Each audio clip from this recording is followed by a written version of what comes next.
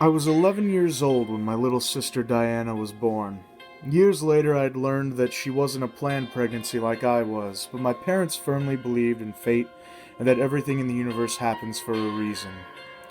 My parents were very liberal in their parenting methods, and so as you can imagine, I knew a lot of things that most kids probably didn't in their earlier years. This means that I knew at the age of 11 that Diana was only conceived because either my father had forgotten to pull out or because my mother had forgotten to take her morning after pill. I knew this only after I saw the worried look on their faces the day they told me a little brother or sister was on their way home. It's safe to say that at first I was really against the idea of having another sibling, let alone a little sister. I'm not trying to sound like a misogynist or anything, but when I finally began warming up to the idea of having a sibling, I had hoped for it to be a boy. Something about the idea of playing catch with them and tackling each other to the ground on Super Bowl Sunday made me gear up to the idea of no longer being the only child. The day my parents revealed the gender of the baby was a normal day like any other. I was walking home from the bus stop and had just began walking up the driveway to my house when I noticed the wreath on the door with pink ribbons and bows tied onto it. I opened the door to find an array of pink decorations for an impromptu baby shower that my parents had planned. In a way, they sort of just dropped the bomb on me, an atomic bomb. They tried to play it off as though it was the most exciting thing in the world, but I knew that they could see the disappointment that undoubtedly grew over my face when I finally settled in. They tried to appease me with cupcakes and an excess of goodies. My parents had always treated me with love and adoration, but they went overboard throughout the baby shower and let me have my way. It was a nice feeling to be in command, steering the vessel to my every whim and desire, but deep down I knew that it was only temporary and that it would all evaporate the moment that Diana was born. So for the next few months I exercised my newfound power and begged for shiny new toys and planned the biggest birthday party my parents could afford, which wound up being held at a pizza place that offered go-karts and a big arcade. I manipulated my parents, all the while knowing that no matter how tactful I played the game, I would end up the loser by the end of it. The month that Diana was due, I remember swinging on the swing set in our backyard and mulling over the fact that in just a few days, I would no longer be the center of my parents' attention. We were never really religious, but I prayed to something for time to suddenly reverse, or for me to wake up from this nightmare. As fate and probably karma would have it, there were complications with the delivery. Diana was born at midnight one November day, but she had apparently been rushed to the NICU following her birth. I was asleep in the waiting room, resting my head on my grandpa's shoulder, hoping to wake up in my room the next day when all of this was over. I remember waking up in the morning in the hospital and following my grandparents into the delivery room. My mother did not look anything like herself, and my father's eyes were ripe with tears. In my mother's arms were a soft pink bundle, and as I approached the bed, she turned her over to face me. Diana's delicate sleeping face pierced me, and I grew warm and fuzzy inside. I began thinking of how I wanted to grow up big and strong to protect her, and to keep her away from harm, and boys, and so many other things. My feelings towards her did a complete 180, and I felt myself finally relax into the idea of having a little sister. But there was still the question about the sulliness in the room. I looked at my dad and asked him what was wrong. He smiled and said something to the extent of never being able to get anything by me. It was then that he explained that Diana was born special, and that the doctors told them that she might not ever learn how to speak. Flash forward 6 years, and I sit here remembering this after flipping through the pages of drawings in a box I uncovered in her room. I am 17 now, and throughout the years, bonding with Diana has been almost impossible. It is hard to go over how her condition has stunted our relationship, but it basically never developed into anything more than me being somewhat of a caretaker on evenings where my parents needed the occasional night out. I was right to think early on that they would move their undivided attention to her when she was born. I became the recluse and would get home from school only to go upstairs in my room and study or listen to music. My parents rarely bothered me except to call me downstairs for dinner or when they'd commend me on my report cards. They were in and out of the house due to appointments for Diana, trying to find specialists who could help her learn to speak. But I always sat on the idea that perhaps she just didn't want to, or that maybe she was just faking it the entire time. At family functions, we would walk in together, but they would soon walk Diana to our grandparents, who would coddle her and shower her with attention. I suddenly became invisible, and would find the emptiest corner in all of the noise and sit there until it was time to leave, just watching and observing. No one would approach me, not even my parents. It was up to me to get up to grab so much as a plate of food or something to drink. In a way, I learned how to start taking care of myself from a very young age. Because my parents had neglected to even glance my way and make sure my needs were taken care of too.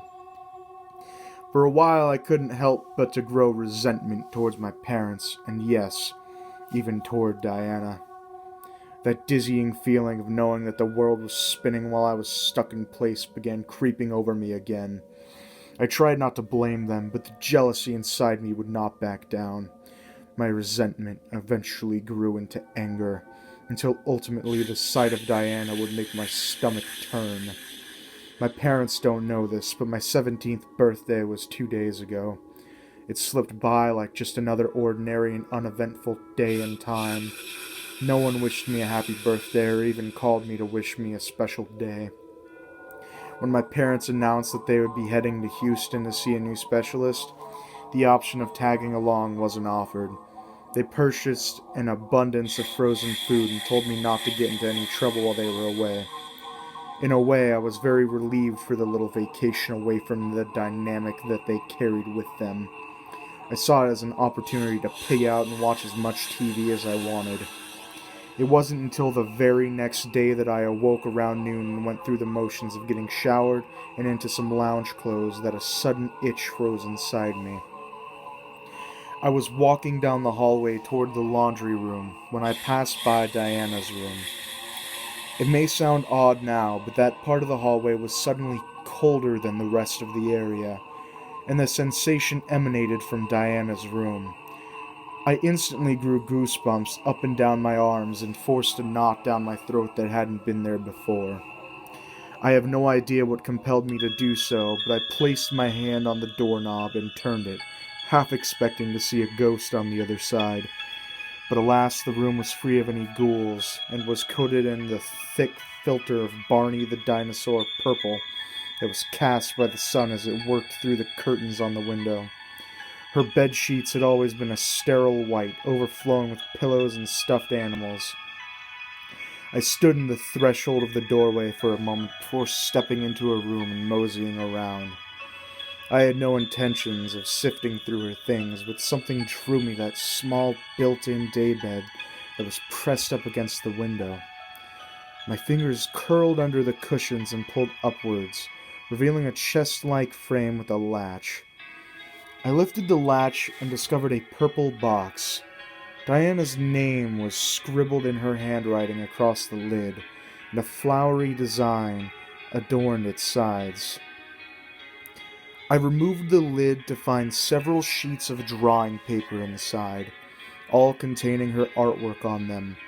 I almost rolled my eyes in disgust and turned around, until I noticed the things depicted on the paper. The top drawing was a portrait of three child-drawn people labeled Mommy, Daddy, and Diana on their shirts. An orange-colored sun floated at the top of the page alongside squiggly blue clouds, and one of those birds drawn like a curly Y. Behind the three figures was a thickly shadowed blob, oval in shape with two red dots for eyes. Next to it, the name The Boy was written beside it. The image made my skin crawl, as it had no form other than being a cloud of black squiggles with two beady, bright red eyes. Naturally, this photo made me angry as I automatically assumed myself to be the boy she had drawn in the photo. I flipped to the next page to find another photo showing the same family standing in front of a house. One of the windows of the house showed the same black mass with two red eyes peeking out toward the family, This time, an arrow pointed to the boy. I eagerly flipped to the next page to see the drawing that sent a wave of fear through me. The smallest figure, whose shirt now had a D drawn on it, was drawn standing over the black mass, only this time it had two red X's for eyes, and a sword-shaped object was piercing it in the center. The small figure had a blue smile across its face, and the two parents were in the background sharing the same smile. I suddenly felt nauseous and shoved the papers back into the box, closing everything and running out of the room. I ran straight toward the toilet and puked out the chicken nuggets that I had defrosted the night before, unsure if I was disgusted or scared or a combination of both. A lot of things suddenly began to click, as though Diana was secretly constructing a plan to get rid of me, and her muteness was just a guise to aid in her scheme. The story spun in my head like a flurry of white noise. So that was it. My little sister wanted me dead.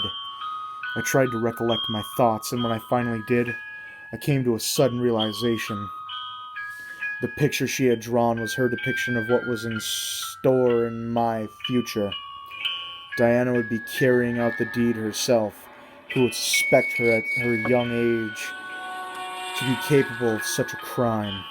And when I was gone, she would finally have the family all to herself. I sit here now with my decision made, writing this story in the event that over the course of the next few days I am forced to turn myself in. I will not allow myself to become the prey. The panther wears the mask of a lamb, but is unaware that she deals with a lion.